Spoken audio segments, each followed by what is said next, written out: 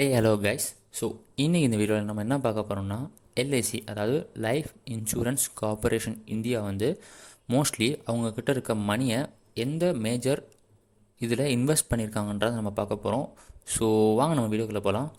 First வந்து LIC invest பண்ணியிருக்க மேஜராக பண்ணியிருக்க ஒரு இது வந்து ரிலையன்ஸ் இண்டஸ்ட்ரி லிமிடெட். ஸோ இங்கே வந்து மோர் தென் 1,20,880 க்ரோஸ் இன்வெஸ்ட் பண்ணியிருக்காங்க.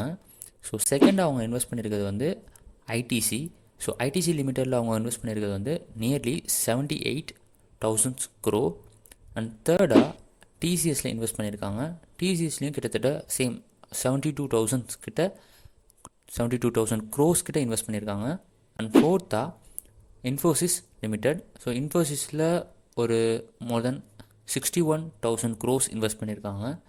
அண்ட் நெக்ஸ்ட்டாக எஸ்பிஐ, ஸ்டேட் பேங்க் ஆஃப் இந்தியாவில் நியர்லி ஒரு 55,000 crores இன்வெஸ்ட் பண்ணியிருக்காங்க.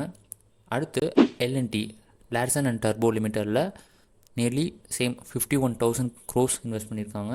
அடுத்து ஹெச்டிஎஃப்சி. ஸோ ஹெச்டிஎஃப்சியில் வந்து 47,000 crores இன்வெஸ்ட் பண்ணியிருக்காங்க. அண்ட் லாஸ்ட்டாக ஐசிஐசி பேங்க் லிமிடெட், இதில் கிட்டத்தட்ட 38 crores இன்வெஸ்ட் பண்ணியிருக்காங்க.